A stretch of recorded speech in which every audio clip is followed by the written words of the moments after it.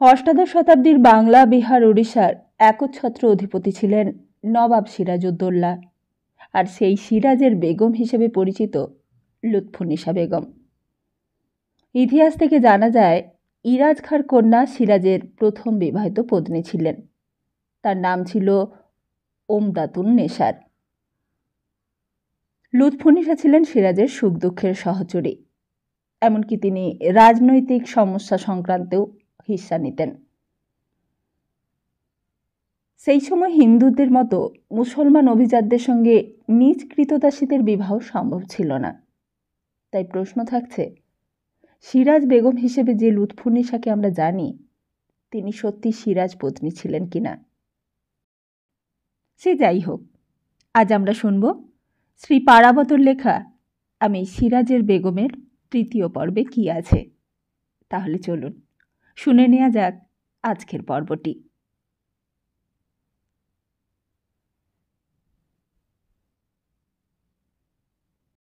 বেগম সাহেবা তেমনি বসে রয়েছেন, তাকিয়ায় ভর দেয়া বাঁ হাতের কনুইয়ের ওপর রাখা সমস্ত শরীরের ভার। কপালে সেই চিরপরিচিত চিন্তার রেখা। বয়সের জন্য সে রেখা আরও গভীর, আরও প্রকট। আমাকে দেখে তিনি বলে উঠলেন, এত তাড়াতাড়ি তুমি কি করে এলে লুৎফা? কেন বেগম সাহেবা? তার কথায় অবাক হই। হামিদাকে তো এক্ষুনি পাঠালাম। সে আমার কাছে গিয়েছে? হ্যাঁ, দেখা হয়নি? আমি ঘরে ছিলাম না। ঘসেটির ঘরে ছিলে বুঝি? না, আমিনা বেগমের ঘরে। আমিনার ঘরে? কখন গিয়েছিলে? কিছুক্ষণ আগে। ঘসেটি বেগমও সেই ঘরেই আছেন। তা কি করে হবে? তার তো সেখানে থাকবার কথা নয়। বেগম সাহেবার উক্তিতে শ্লেষ। এইভাবে এই প্রথম তাকে কথা বলতে শুনলাম। আমি চুপ করে থাকি। এমন কিছু ঘটেছে যা তার মতো স্থির বুদ্ধি সম্পন্ন নারীকেও বিচলিত করে তুলেছে। কি বলবো কিছুই ভেবে পাই না। লুৎফা, একদিন যে পুরুষটির কথা তুমি আমাকে বলেছিলে, এতদিনে তার পরিচয় পেলাম। যদিও আগে আন্দাজ করেছিলাম, আজ নিঃসংশয় হলাম। আমি কেঁপে উঠি। নিজেকে যতটা সম্ভব সংযত করে বলি, কোন পুরুষ বেগম সাহেবা? যাকে হারেমে ঘোরাফেরা করতে দেখে আমার কাছে ছুটতে ছুটতে এসে কিছু বলতে গিয়েও বলতে পারোনি একদিন? কে সে? হোসেন কুলি খাঁ। কার লোভে আসে জানো? দাসী বান্দিদের লোভে নয়, অন্য কোনো বেগমের লোভেও নয়। আসে আমারই গর্ভের এক কলঙ্কিনীর আদেশে তার মনোরঞ্জন করতে। ঘসেটি এখন আমিনার ঘরে? কিন্তু তা তো হতে পারে না। আমার হিসেবে কি তবে ভুল হলো?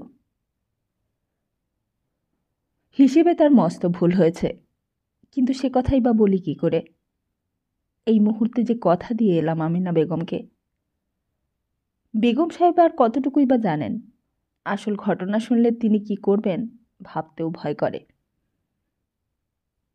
আপনি কি করে জানলেন বেগম সাহেবা? তুমি কি ভেবেছ তুমি না বললে আমি কিছু জানতে পারবো না? আমাকে যেন ধমকে দেন তিনি। আমি তো জানতে পারিনি। মিথ্যে কথা। অনেক আগেই তুমি জানতে পেরেছিলে, সংকোচে বলতে পারোনি। এই সর্বনাশা সংকোচ ভালো নয় লুৎফা। বেগমদের কাছে সংকোচের স্থান নেই। বেগম সাহেবার দুই হাঁটু ধরে আমি কেঁদে ফেলি। কেঁদো না, তোমার অসুবিধে আমি জানি, কিন্তু যারা খারাপ তারা খারাপই। তাদের জন্য কোনো দ্বিধা মনে স্থান দেওয়া অন্তত সিরাজের বেগমের শোভা পায় না, যেই সিরাজ একদিন মসনদে বসবে। বেগম সাহেবা, মুখ তুলে বলি। হ্যাঁ, বলো। আরও অনেক কিছু জানো তো? জানি, কিন্তু আমার একটা প্রার্থনা আছে। বলো। যার সম্বন্ধে আজকে আপনাকে বলবো, তিনি যেন কোনোদিন টের না পান যে তার কথা আপনি জানেন। বেশ, তাই হবে। আমিনা বেগমকে কথা দিলেও সেই কথার মূল্য রাখতে পারলাম না। আমি যে সিরাজের বেগম। মহলের মঙ্গল, রাজ্যের মঙ্গল, সবার মঙ্গল দেখা আমার কর্তব্য। যা যা দেখেছি একে একে সব বলে গেলাম। আজকের আমিনা বেগমের ঘটনাটাও বাদ দিলাম না। আমার কথা শুনে বেগম সাহেবা অস্থির হয়ে পায়চারি করতে শুরু করলেন। মাঝে মাঝে 2 হাত মুঠো করে শূন্যে তুলে আস্ফালন করেন, আবার কখনো আপন মনেই চেঁচিয়ে ওঠেন। স্তব্ধ আতঙ্কে আমি ঘরের এক কোণে স্থাণুর মতো দাঁড়িয়ে থাকি। তুমি আমাকে দিয়ে বড় কঠিন প্রতিজ্ঞা করিয়ে নিয়েছ লুৎফা, এটা তোমার উচিত হয়নি। তিনি দাঁতে দাঁত ঘষে বলেন, যেন তার সমস্ত আক্রোশ আমার ওপর। কি করব, উনি যে নবাবজাদার মা। চিৎকার করে ওঠেন, মা মা মা! কে মা? কার মা? এককালে গর্ভে ধরেছিল বলেই মা? খাসা। অতিমাত্রায় উত্তেজিত হওয়ার পর বেগম সাহেবা কেমন যেন ঝিমিয়ে পড়েন, ধপাস করে পালঙ্কের ওপর বসে পড়েন। আমি ধীরে ধীরে নিজের ঘরে চলে আসি। সবার অজ্ঞাতে বারুদের স্তূপে আগুন দিয়ে এলাম।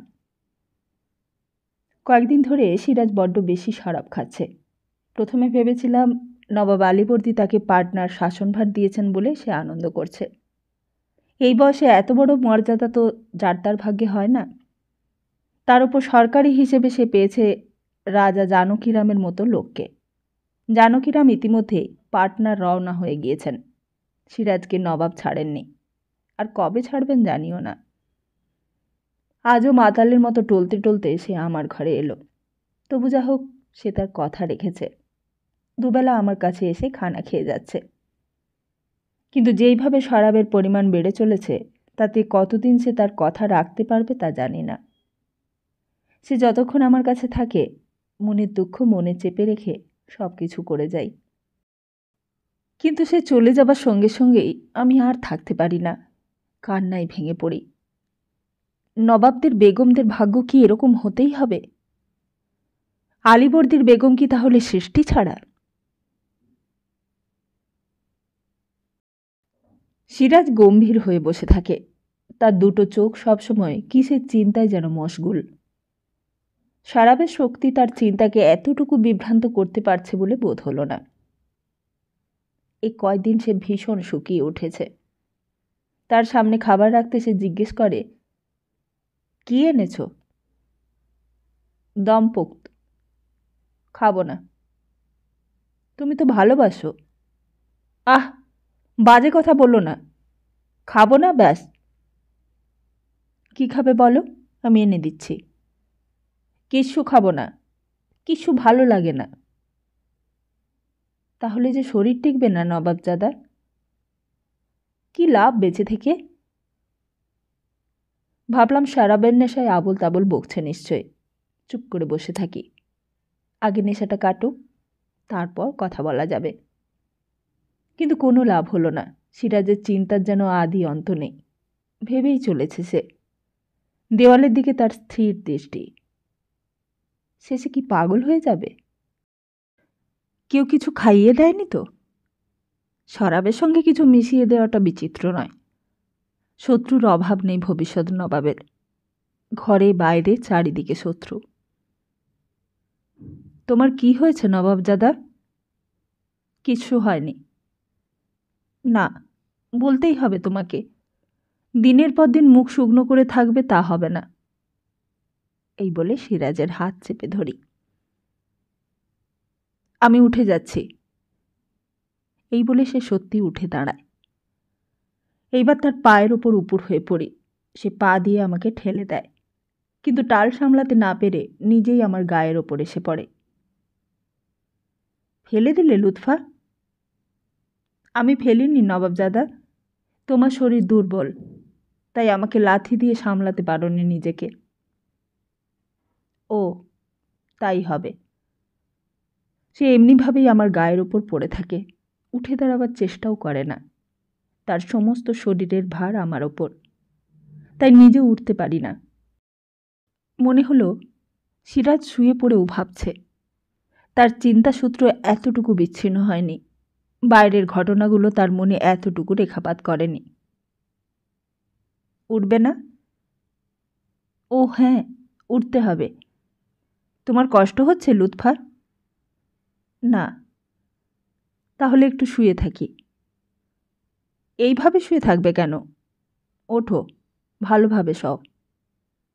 না, এই বেশ। কেউ এলে দেখে ফেলবে যে।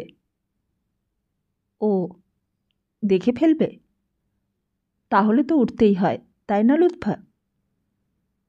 তোমার কি হয়েছে? এইভাবে কথা বলছো কেন?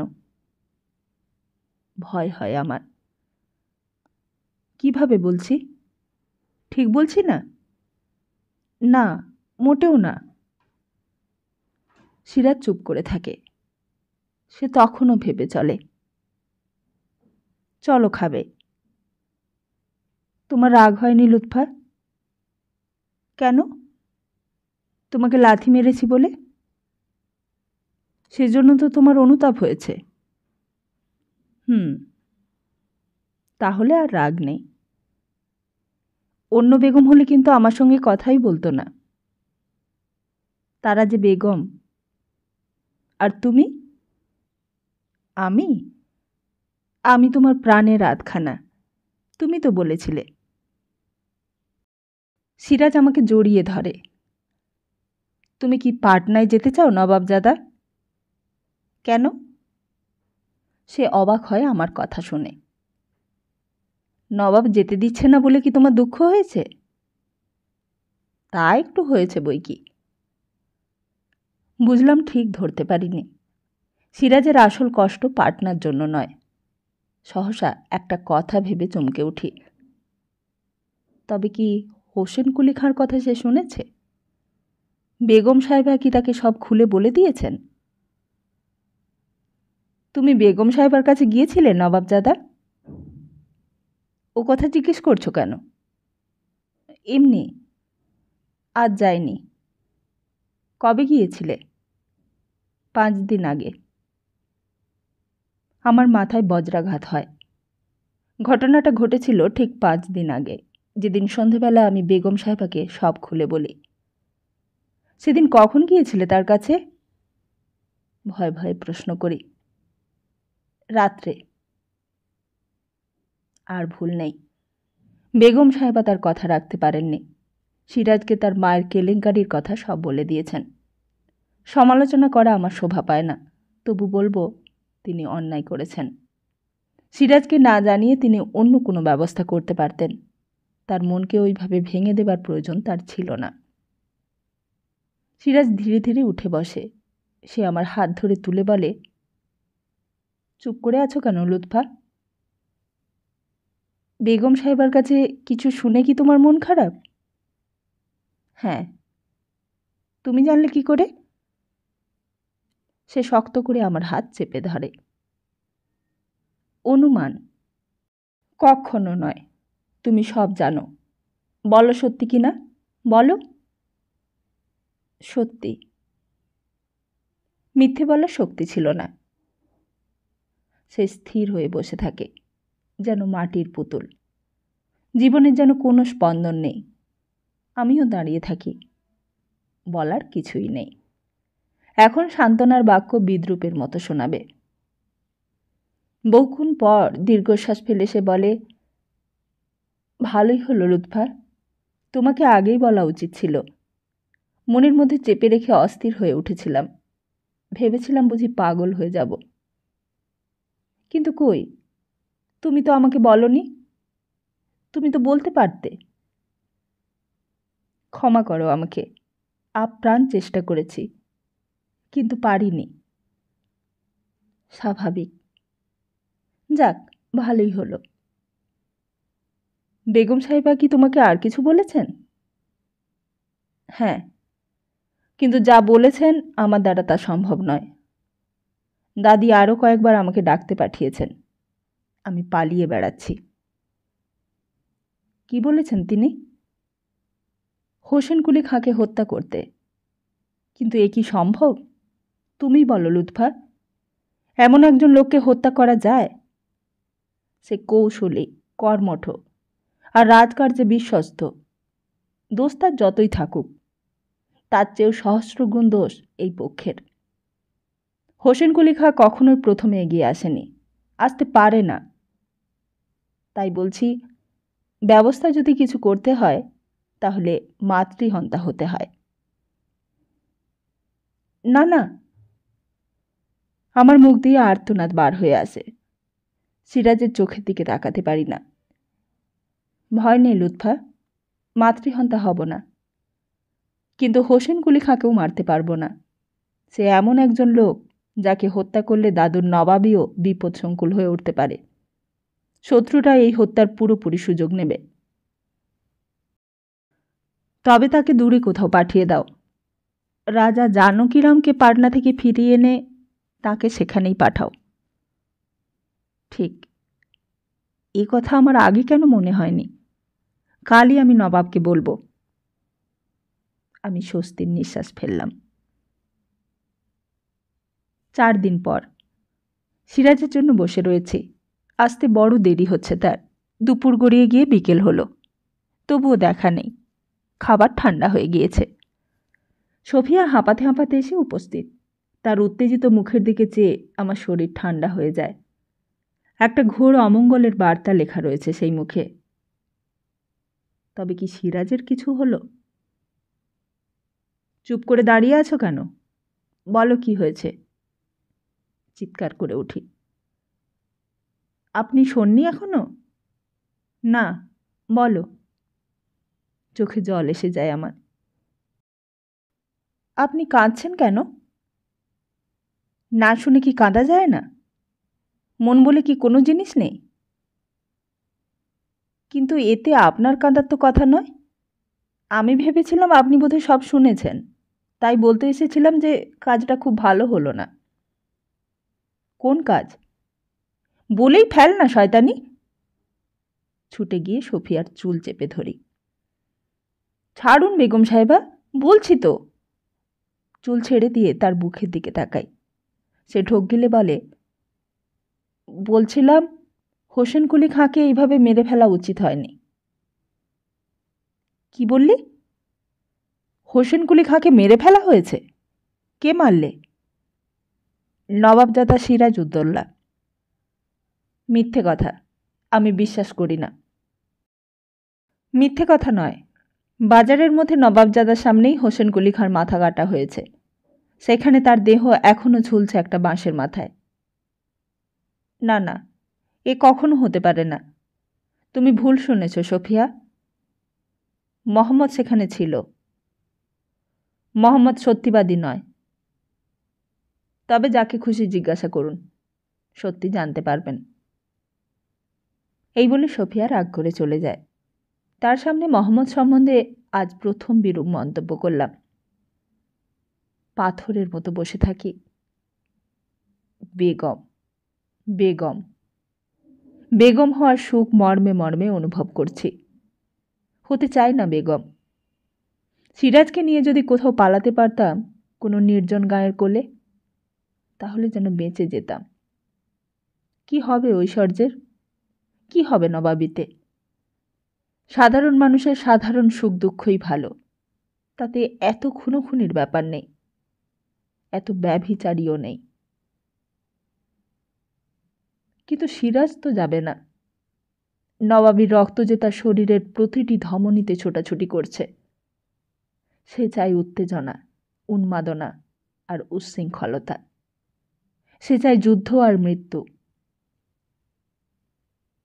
কিন্তু সোফিয়ার কথা আমি বিশ্বাস করতে পারলাম না। মোহাম্মদ বোধহয় তার মুখোশ খুলতে শুরু করেছে। যেমন মোহাম্মদ, তেমনই মেহেদী নেসার খাঁ। দুজনেই সমান। দুজনের আওতা থেকে সিরাজকে মুক্ত করতে হবে। হোসেন কুলি খাঁকে যে হত্যা করা হয়েছে এ কথা মিথ্যে হবার সম্ভাবনা নেই। কিন্তু সিরাজের আদেশে তিনি হত হতে পারেন না। যে সিরাজ তার পক্ষ নিয়ে সেদিন অত কথা বলল, এর মধ্যে তার মনোভাবের এমন আকস্মিক পরিবর্তন অসম্ভব। তবু মনটা চঞ্চল হলো। সিরাজ না এলে কিছুই বুঝে ওঠা যাবে না। অবশেষে সিরাজ এলো। রক্তরাঙা চোখ নিয়ে ঢুলতে ঢুলতে এলো। তবে তার জ্ঞান রয়েছে পুরো মাত্রায়।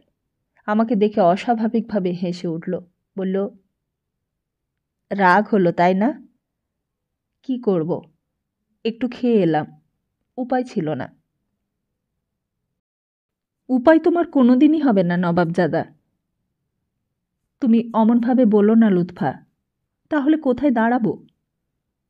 আমার মৃতদেহের ওপর? নিজের পায়ে তুমি বেশ ভালো দাঁড়াতে পারবে, অন্যের প্রত্যাশা করো না, ওটা শুধু মুখের কথা। তুমিও এ কথা বললে? সিরাজ আশাহত চোখে আমার দিকে চেয়ে রইল। কথাটা সত্যি বলিনি? না লুৎফা, মিথ্যে, একেবারে মিথ্যে। শরাব খেয়েছো তাই মিথ্যে বলে মনে হচ্ছে এখন।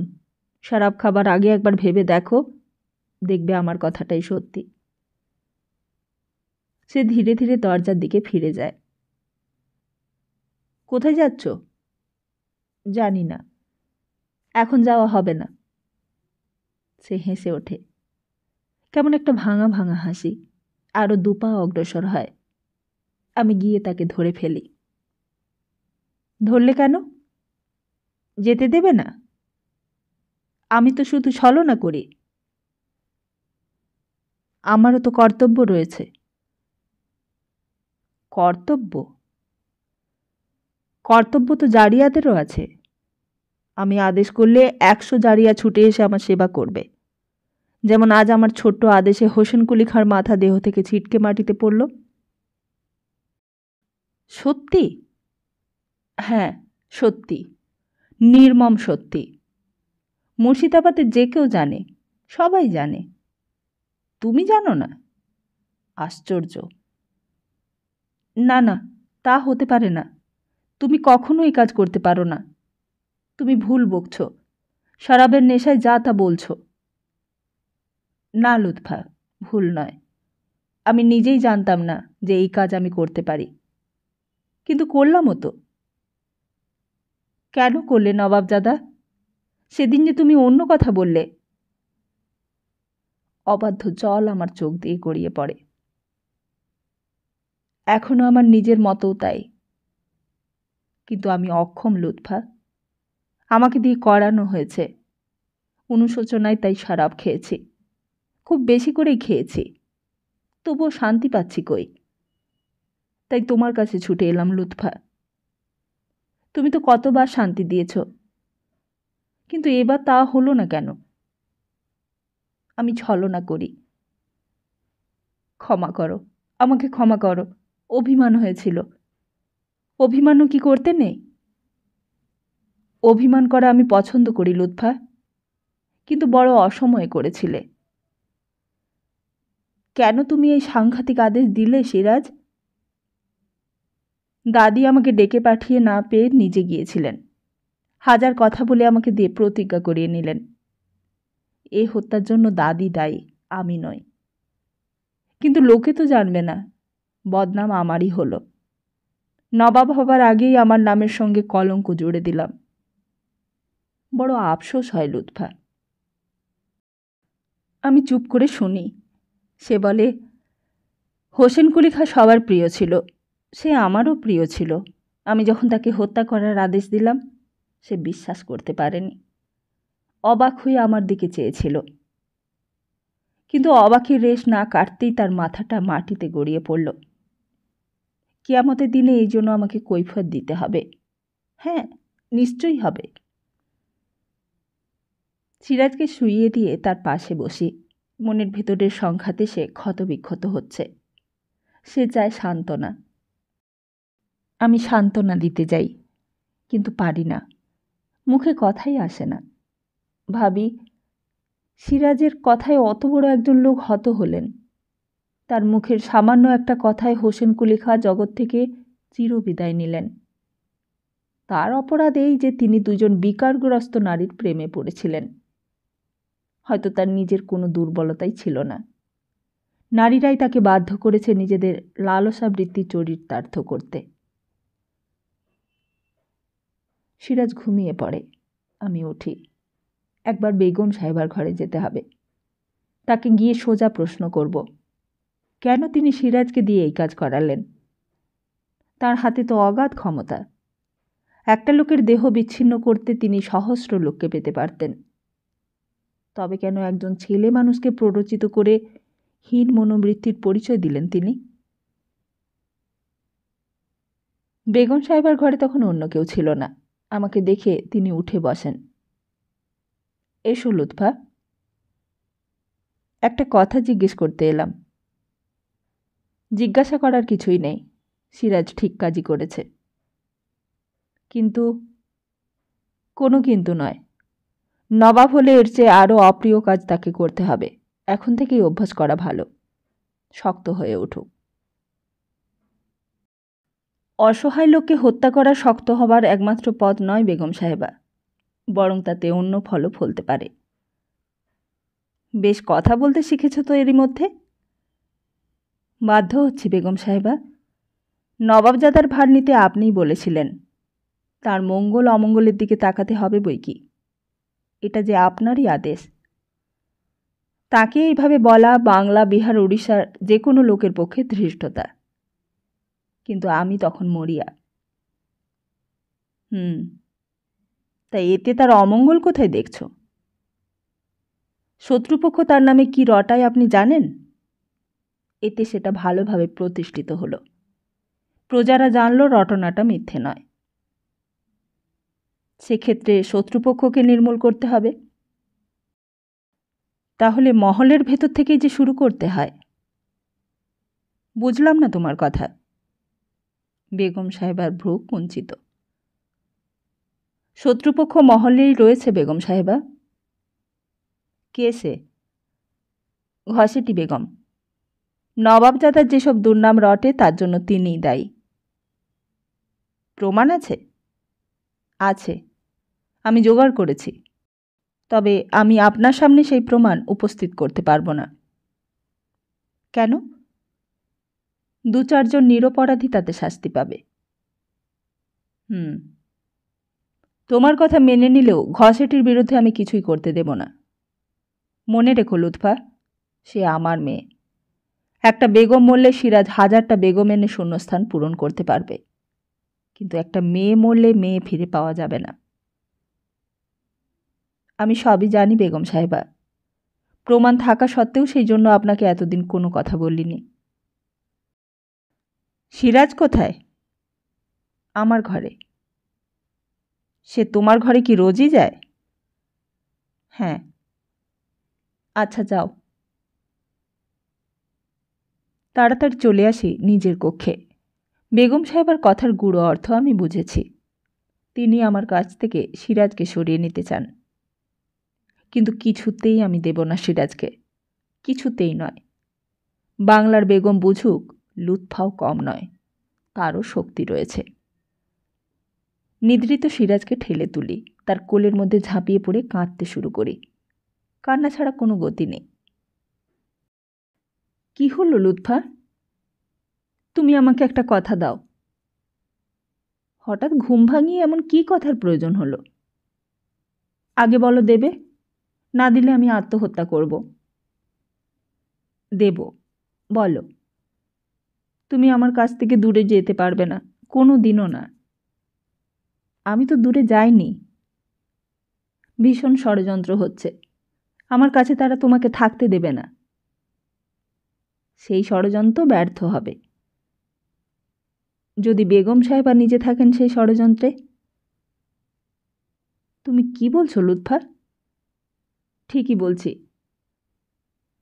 বেগম সাহেবের সঙ্গে আমার কথোপকথনের সবটুকুই তাকে বলি।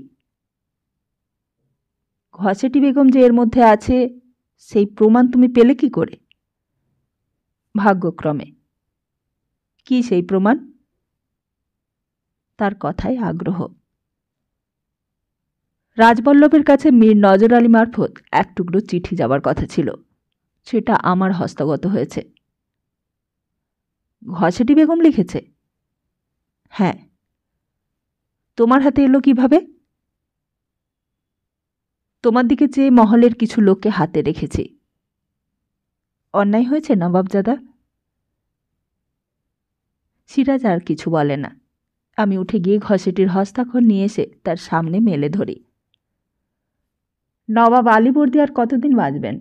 এরপর কি ওই উদ্ধত বালকের অধীন হতে মনস্থ করেছেন? সিরাজ চঞ্চল হয়ে ওঠে। সে বলে, আমার ভালো করতে গিয়ে মস্ত বড় ভুল করে বসে আছো লুৎফা।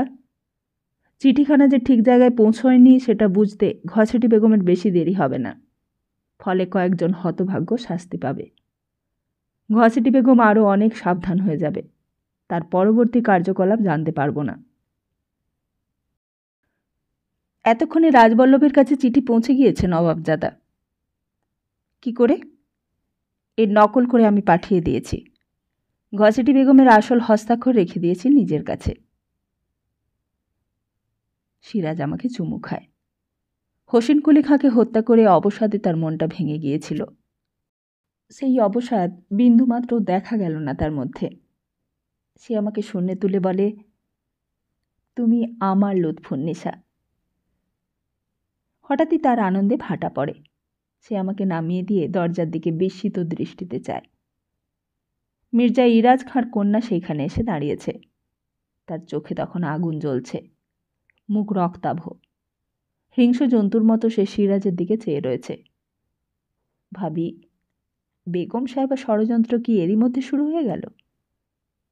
সিরাজ বলে, এটা তোমার অনধিকার প্রবেশ দেবনিশা।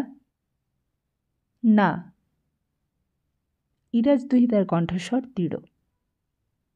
কেন নয়? লুৎফাকে তুমি শাদি করনি, আমাকে শাদি করেছিলে। দিনের পর দিন একা থেকে থেকে আমি হাঁপিয়ে উঠেছি। 50 বার লোক পাঠিয়েছি তোমার খোঁজে, তবুও পাইনি। তাই আজ নিজেই এসেছি ঘর ছেড়ে। তোমার জন্য যেখানেই যায় না কেন সেটা অনধিকার হতে পারে না। জেবুনিসার জন্য দুঃখ হলো। সত্যি তো, তার মনেও স্বাদ আছে, আহ্লাদ আছে। আর তাছাড়া আমার মতো তো জারিয়া থেকে সে সিরাজের এক কথায় বেগম হয়নি। সে ভালো বংশের মেয়ে। রীতিমতো জাঁকজমক আর অনুষ্ঠানের মধ্যেই তার শাদী হয়েছিল। সে কেনই বা অবহেলা সহ্য করবে? আমি গিয়ে তার হাতটা ধরি। সে হাত ছাড়িয়ে নিয়ে বলে, ছুঁয়ো না। তোমার হাত আমার দেহ স্পর্শ করবার উপযুক্ত নয়। ওই হাতে আমার পা টিপতে পারো। শুনে লজ্জায় অপমানে আমার মাথাটা ঝিমঝিম করে। সিরাজ হো হো করে হেসে বলে, কিন্তু ওই হাতে স্পর্শ যে আমার সর্বাঙ্গে। আমার দেহ কি তুমি ছুঁতে পারবে যে বনিশা? সে কোনো কথা বলে না। আমি বলি, নবাবজাদাকে তোমার ঘরেই পাঠিয়ে দিচ্ছি। থাক, দয়া দেখাবার প্রয়োজন নেই। আমার কাজ আমি নিজেই করে নিতে জানি। আর কেউ যদি তাতে বাধা সৃষ্টি করে, তাকে কিভাবে সরিয়ে দিতে হয় তাও আমার জানা আছে। ও, জানো নাকি? সিরাজের মুখে বিদ্রূপের তারল্য। আমি 2 হাতে তার মুখটা চেপে ধরি। সিরাজ এগিয়ে যায় জেবুনিসার কাছে। 2 হাতে তার হাত দুটো তুলে নিয়ে নিজের গলায় মালার মতো রেখে বলে, তুমি শুধু শুধুই রাগ করছো। লুৎফাকে যখন শাদি করিনি তখন সে তোমার অধিকার কি করে ছিনিয়ে নেবে? থাক, আর মন ভোলাতে হবে না। এই বলে দেবনিশা সিরাজের কাছ থেকে দূরে সরে যায়। বিশ্বাস করলে না? এই দেখো। বলে সিরাজ নিজের গলা থেকে একটা বহুমূল্য হার খুলে নিয়ে বলে, এর মূল্য নবাবের অর্থভাণ্ডারের প্রায় অর্ধের সমান। লুৎফা কোনোদিনও এই হার পেত না, অন্য কোনো বেগমও নয়। কিন্তু তুমি পেলে। তুমি যে আমার শাদি করা বেগম জেবুন্নিসা। এই বলে সিরাজ সযত্নে সেই হার পরিয়ে দেয় তার গলায়। জেবুন্নিসার মুখ উজ্জ্বল হয়ে ওঠে। সে চঞ্চল হয়। এ যেন তার কল্পনার অতীত। বিস্মিত হয়ে বলে, আমাকে একেবারে দিয়ে দিলে? হ্যাঁ, এতে যে শুধু তোমারই অধিকার। 1000টা লুৎফা এসে 100 বর্ষ ধরে চেষ্টা করলেও এই জিনিস পেত না। এই বলে সিরাজ তাকে জড়িয়ে ধরে।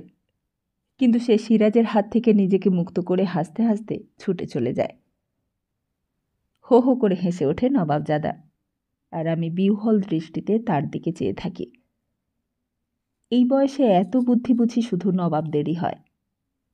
নারী চরিত্র চিনতেও তার বাকি নেই, আর নিজে নারী বলে লজ্জিত হই। সিরাজ বলে, যে বুনিশা তার অধিকার বুঝে পেয়েছে লুৎফা, তোমাকে দিলাম না বলে কষ্ট হলো না তো? কিছু মাত্র নয়, আমার বহুমূল্য হার আমার সামনে দাঁড়িয়ে। যে বুনিশা নকল হার নিয়েই ভুলল, সে মূর্খ বলে সিরাজের হাত দুটো তুলে নিয়ে নিজের গলায় জড়িয়ে দিই। যে অসন্তোষ সিরাজের মনে অল্প অল্প ধুমায়িত হচ্ছিল, সেটা প্রচণ্ড আকারে দেখা দিল একদিন। মেহেদী খাঁ দিনের পর দিন ইন্ধন জুগিয়ে এই দশা করল। গোড়া থেকে জেনেও আমি বাধা দিতে পারলাম না। বহুদিন থেকে সিরাজ জেদ ধরেছিল সে পাটনায় গিয়ে থাকবে, কিন্তু নবাব আলীবর্দী বারবার বুঝিয়ে তাকে শান্ত করেছেন।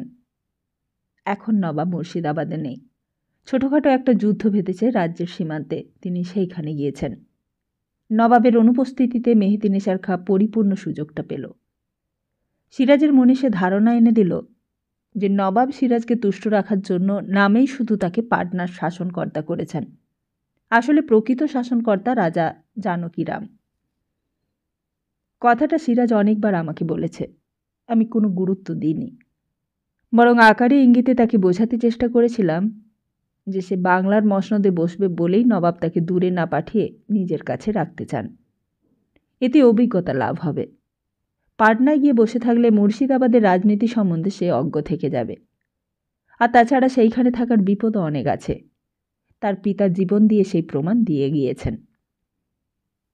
কিন্তু সিরাজ নাছোড়বান্দা। হঠাৎ একদিন আমার কাছে তার আদেশ এলো শিগগির প্রস্তুত হয়ে নিতে। কেন প্রস্তুত হব, কোথায় যাব, কিছুই না বুঝে যখন হতভম্ব হয়ে দাঁড়িয়ে রয়েছি, আমিনা বিবি তখন কাঁদতে কাঁদতে এসে বললেন, শুনলে সিরাজের কাণ্ড? কিছুই বুঝছি না। ওর সঙ্গে পাটনায় যেতে হবে, পাটনা আক্রমণ করবে। সে কি?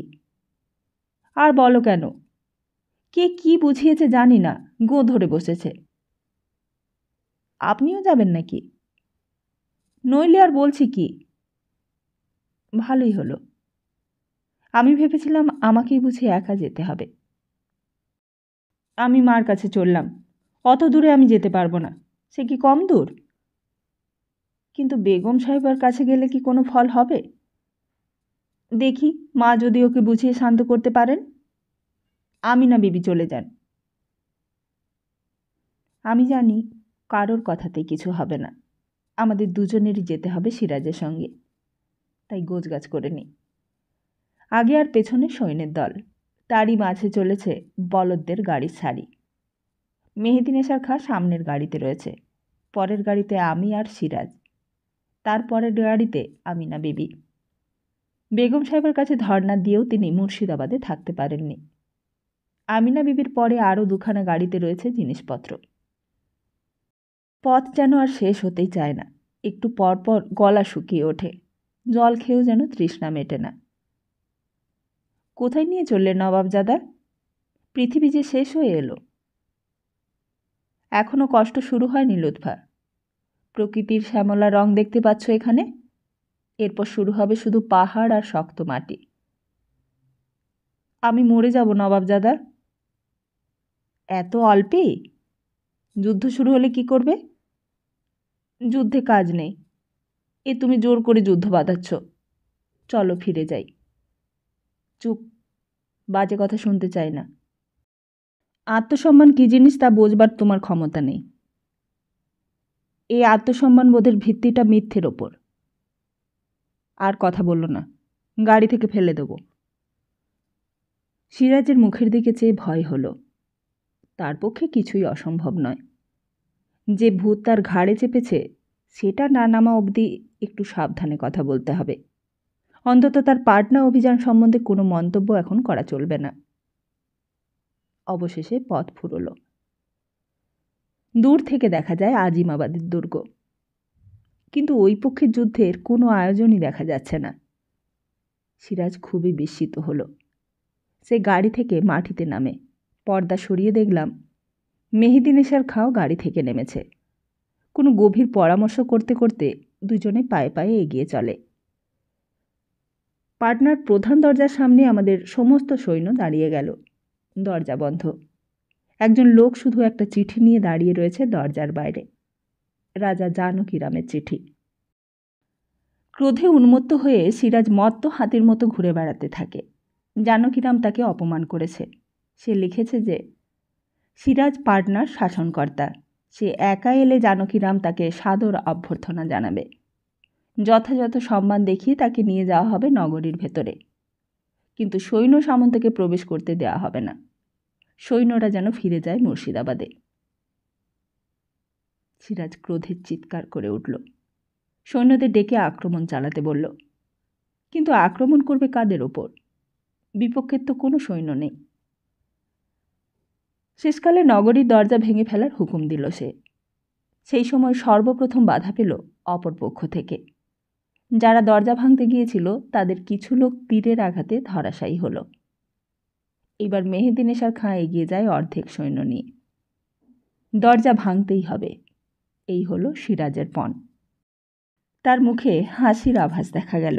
ভাবখানা এই যে জানকীরামের ওপর সে টেক্কা দিয়েছে। তীরের আঘাতে 2-4 জনকে মেরে ফেলে ভাবে এইবারে আর জানকীরাম পাটনা নগরী রক্ষা করতে পারবেন না। কিন্তু মেহেদী নেশার খাঁ দরজার কাছে এগিয়ে যাবার আগেই হঠাৎ দেখা গেল অজ্ঞাত স্থান থেকে একদল সৈন্য এসে ঝাঁপিয়ে পড়ে তাদের ওপর। বহুক্ষণ কিছু বুঝতেই পারলাম না, শুধু অস্ত্রের ঝনঝনানি আর ঝলকানি। আমি আর আমিনা বেগম শিবির থেকে এই ভয়াবহ কাণ্ড দেখি আর ভেবে ভেবে মরি। আর সিরাজ আমাদেরই সামনে অস্থিরভাবে পায়চারি করে। কি যেন ভুল হয়ে গিয়েছে তার, এক মস্ত ভুল। একজন ছুটে এসে বলে, মেহেদী নেশার খাঁ হত হয়েছে। মাথায় হাত দিয়ে বসে পড়ে সিরাজ, আর আমার বুক থেকে পাষাণ ভার নেমে যায়। আমি বুঝতে পেরেছিলাম রাজা জানকীরামের যুদ্ধ করার কোনো ইচ্ছে ছিল না। শুধু নগরী রক্ষার জন্য যেটুকু না করলে নয় সেটুকুই করতে তিনি আদেশ দিয়েছিলেন সৈন্যদের। অজ্ঞাত স্থান থেকে তার সৈন্যদল যেইভাবে মেহেদী নেশার খাঁর সৈন্যদের ওপর ঝাঁপিয়ে পড়ল, তাতে কোনো সন্দেহই ছিল না যে ইচ্ছে করলে ওইভাবে আমাদের ওপর তারা ঝাঁপিয়ে পড়তে পারত। কিন্তু পারেনি, কারণ জানকীরামের আদেশ নেই। সিরাজ যাতে নিরাপদে থাকে সেই দিকে তার তীক্ষ্ণ দৃষ্টি রয়েছে। মেহেদী হত হবার পর সেই দিনের মতো যুদ্ধ বন্ধ হলো। সিরাজ রীতিমতো চিন্তিত হয়েছে। সে অন্য কোনো কৌশল উদ্ভাবনের চেষ্টায় রয়েছে। পরদিন একজন অশ্বারোহী আমাদের শিবিরের সামনে এসে হাজির হয়। নবাব আলীবর্দীর ঘোড়া শহরকে দেখে বিস্মিত হলাম। লোকটি সোজা এসে সেলাম দিয়ে সিরাজের সামনে দাঁড়াল। কোথা থেকে আসছো? সিরাজ প্রশ্ন করে। নবাব পাঠিয়েছেন। তিনি জানলেন কি করে যে আমি এখানে এসেছি? রাজা জানকীরাম তার কাছে লোক পাঠিয়েছিলেন। স্পর্ধা বটে জানকীরামের। লোকটাকে সিরাজ মেরে না ফেলে। নবাব কি জন্য তোমাকে পাঠিয়েছেন? কিছুক্ষণ গুম হয়ে থেকে সিরাজ প্রশ্ন করে। লোকটি একখানা চিঠি দেয়। সিরাজ বারবার সেটা পড়ে।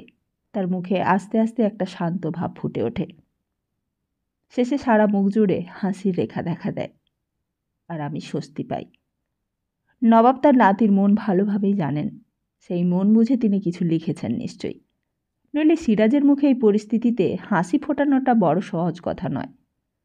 বৃদ্ধ হলেও নবাব আলীবর্দীর তুলনা নেই। সিরাজ চিঠিখানা নিজের সামনে রেখে লোকটির দিকে চেয়ে বলে, নবাবকে নিশ্চিন্ত হতে বলো, তার ইচ্ছে মতোই কাজ হবে। লোকটি বিদায় নিতেই আমি সিরাজের সামনে আসি। আমাকে দেখে সে বলে, দেখেছ লুৎফা দাদুর কাণ্ড? আবার কি কাণ্ড হলো? দাদুর জন্য আমার কোনো কিছু করবার উপায় নেই। তিনি ভাবেন যেন চিরকাল বেঁচে থেকে আমাকে বুকে করে নিয়ে বেড়াবেন। অমন দাদু পাওয়া তো ভাগ্য নবাবজাদার।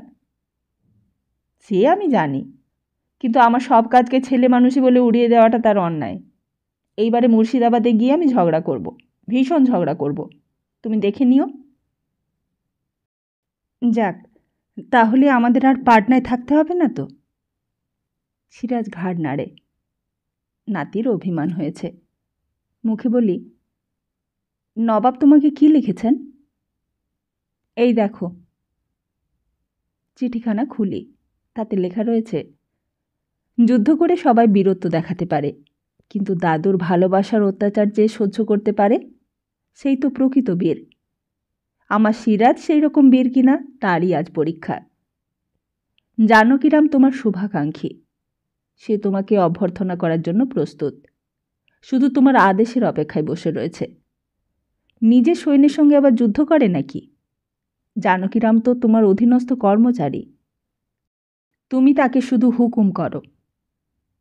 আমি বলি, নবাব তো ঠিকই লিখেছেন, রাজার কাছে এক্ষুনি লোক পাঠাও। কিছুক্ষণ পরেই জানকীরাম সশরীরে এসে উপস্থিত, সঙ্গে হাতি, ঘোড়া, পালকি আর বাদ্যযন্ত্র। সিরাজ হাসতে হাসতে উঠে গিয়ে রাজাকে জড়িয়ে ধরে।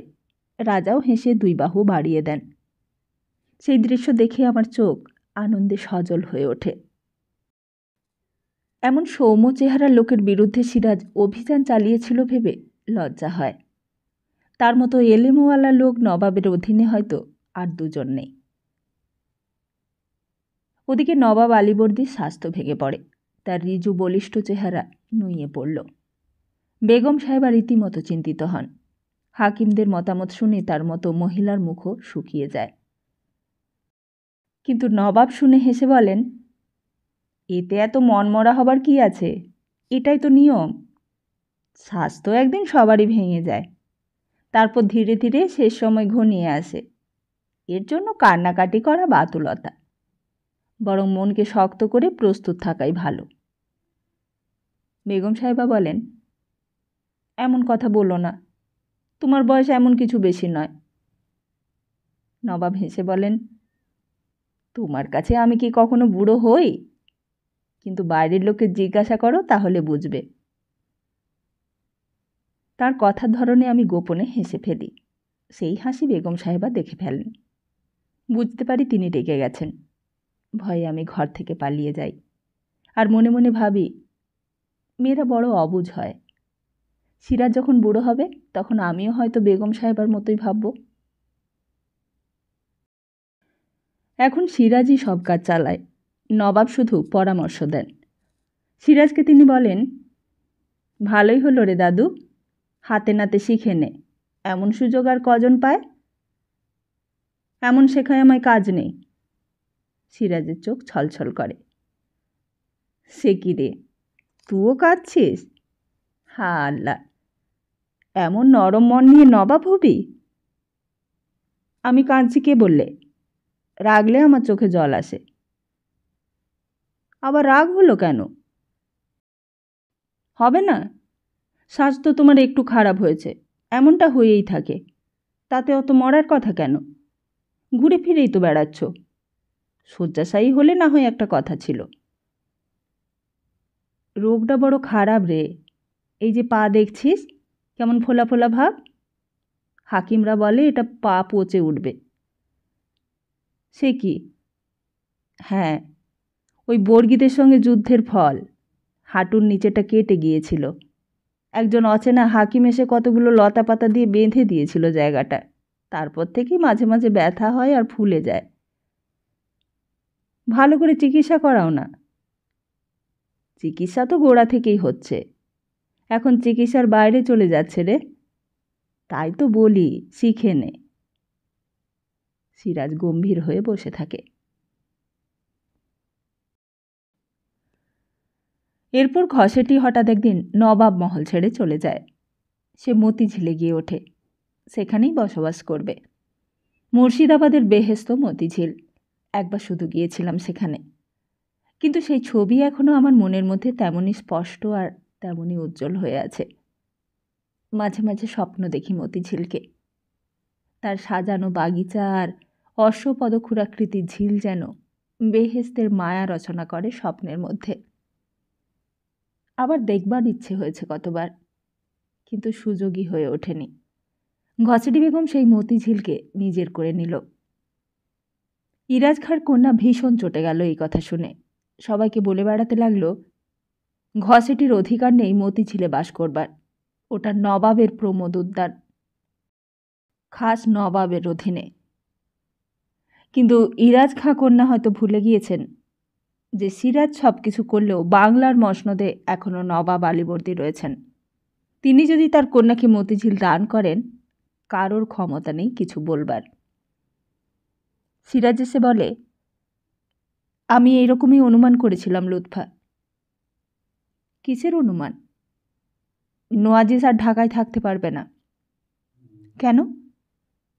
সে হয়তো থাকতো সেখানে, কিন্তু ঘসেটি বেগম তাকে থাকতে দেয়নি, টেনে নিয়ে এসেছে মুর্শিদাবাদে।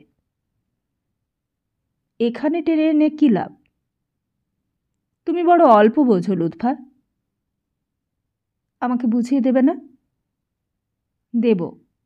দাদু অসুস্থ, ভালো মন্দ একটা যখন তখন হতে পারে, তা শেষ চেষ্টাটা করতে হবে না? কিসের শেষ চেষ্টা নবাবজাদা? না, তোমাকে খুলে না বললে হবে না দেখছি। খুলেই বলো। ঘসেটি বেগম নওয়াজিসকে নবাব করার শেষ চেষ্টা করবে একবার। কি সর্বনাশ! আমার গলা কেঁপে ওঠে। এতে আর সর্বনাশের কি হলো? সবাই এমন করে থাকে। আমিও নবাব না হতে পারলে আমিও করতাম। ঘসেটির কী দোষ? সব দেশের মসনদের সঙ্গেই এরকম ইতিহাস জড়িত, নতুনত্ব কিছু নেই। তবে ঘসেটি একটু বাড়াবাড়ি করছে। রাজবল্লভ আর জগৎ শেঠকে দলে টানার চেষ্টা করছে। রাজবল্লভ বড় চতুর লোক। ঢাকায় নওয়াজিসের সমস্ত ক্ষমতা সে নিজের মুঠোয় নিয়েছে।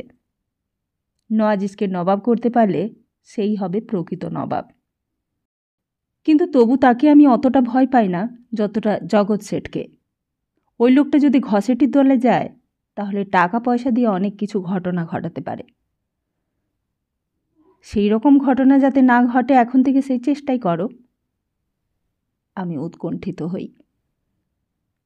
চেষ্টা করে কোনো লাভ হবে না, ওরা ভোলবার পাত্র নয়।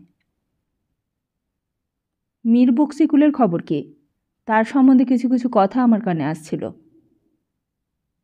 সিরাজ বিস্মিত হয়ে বলে, তুমি কি করে জানলে? হারেমে থাকলে কি কিছুই জানতে নেই?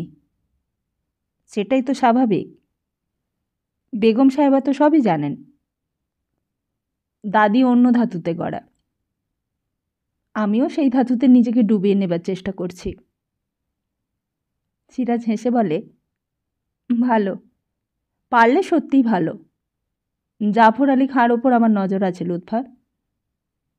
কিন্তু ওসব কথা এখন থাক, এখন একটা কাজের কথা বলি। মতিঝিল তো নওয়াজিস খান নিয়ে নিল, কিন্তু আমার ওইরকম একটা ঝিল না হলে যে চলবে না। কি করে নেবে ওটা? ওটা নেবার দরকার নেই, আমি নতুন ঝিল তৈরি করব নদীর ওপারে। টাকা? সেই ব্যবস্থা করতে হবে। আদত কথা হলো দাদুর সম্মতি আদায় করা। সেটা হয়ে গেলেই টাকার জন্য ভাবতে হবে না। এই পুরনো জায়গাটাতে আর থাকতে ইচ্ছে হয় না লুৎফা। নতুন জায়গায় গিয়ে থাকব, শুধু তুমি আর আমি। তা কবিত্বটা কি ঘসেটি বেগমের ওপর ঈর্ষা বসে? না না, অনেক দিন থেকেই মনের মধ্যে স্বাদ ছিল। মতিঝিল বেদখল হওয়ায় মনের সেই স্বাদটা তাড়াতাড়ি বাস্তব রূপ নেবে। তোমার ঝিলের নাম কি রাখবে? লুৎফা ঝিল, বলে সিরাজ হেসে ওঠে।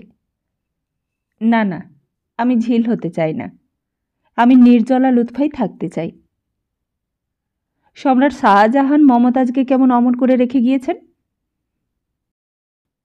শাহজাহানের পুরুষোচিত বীরত্ব ছিল না বলেই ওই পথটা ধরেছিলেন। সিরাজ আমার কাছ থেকে ঠিক এই জাতীয় জবাব আশা করেনি, তাই কেমন একটা থতমত ভাব দেখলাম তার আচরণে। আমি এগিয়ে গিয়ে তার বুকে মাথা রেখে বলি, আমি চাই না তুমি আর আমি লুৎফা ঝিলের মধ্যে বেঁচে থাকি। তার চেয়ে তুমি এমন একজন নবাব হও যাতে তোমাকে কেউ কোনো দিন না ভোলে। তুমি যদি সেইভাবে অমর হও, তাহলে আমি তো তোমার সঙ্গে বেঁচেই থাকব। আমি যে তোমার প্রাণের আধখানা। দীর্ঘশ্বাস ফেলে সিরাজ বলে, সেই ভালো লুৎফা, আমি সেইভাবেই অমর হবার চেষ্টা করব। কিন্তু ঝিলের তো একটা নাম রাখতে হবে। এই পাড়ে রয়েছে মতিঝিল, আর তোমারটা হবে হীরাঝিল। হীরাঝিল? হীরাঝিল। বাহ, সুন্দর, কি সুন্দর নাম দিলে তুমি। তাই হবে, হীরাঝিল। এই বলে সিরাজ ছুটতে ছুটতে চলে যায়, যেন এক্ষুনি তৈরি হয়ে যাবে হীরাঝিল। পাগলের দিকে চেয়ে তৃপ্তিতে মনটা ভরে ওঠে। তা হীরাঝিল তৈরি হয়ে গেল। মতিঝিলের চেয়েও নাকি সুন্দর হয়েছে দেখতে। মতিঝিলের গর্ব খর্ব করার জন্যই যেন তারই অপর পারে অদ্ভুত সৌন্দর্য নিয়ে গড়ে উঠল হীরাঝিল। নবাব আলীবর্দীকে সিরাজ একদিন বলল, দাদু, একটা কথা আছে। কি হলো আবার? না, কিছু হয়নি, কিন্তু যা বলবো তা তুমি মেনে নেবে। অসঙ্গত না হলে মেনে নেব বই কি। সেই ভরসাতেই তো এসেছি।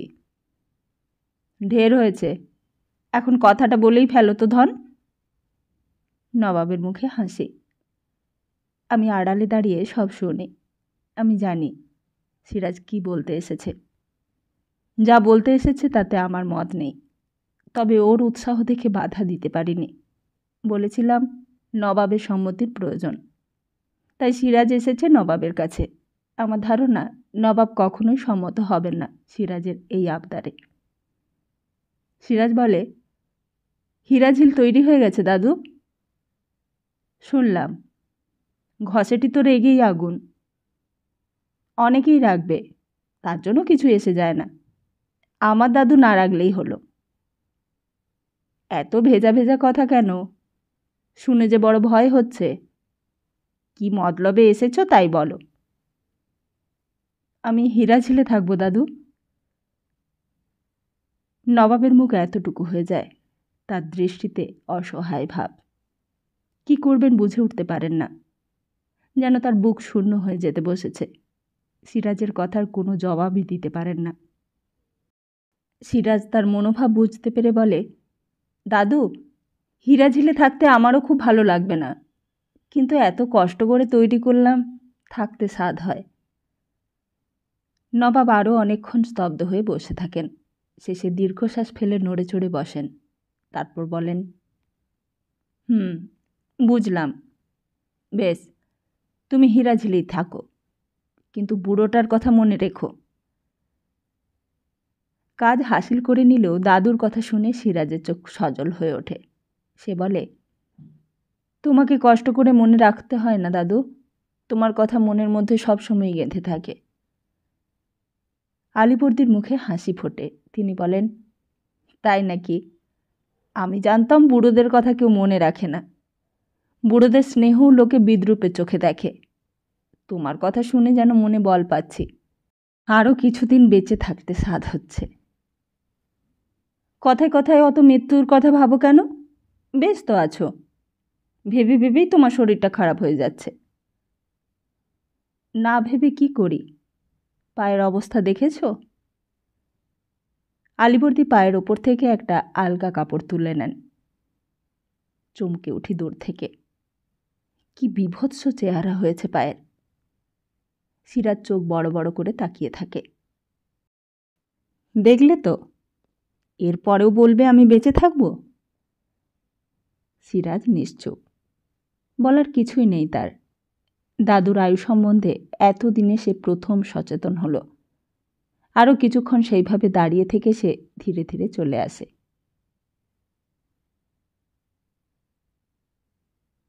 তাহলে আজকের মতো এখানেই শেষ। খুব তাড়াতাড়ি আসছি আগামী পর্বটি নিয়ে। ততদিন ভালো থাকুন, সুস্থ থাকুন, আর সবাইকে ভালো রাখুন। নমস্কার।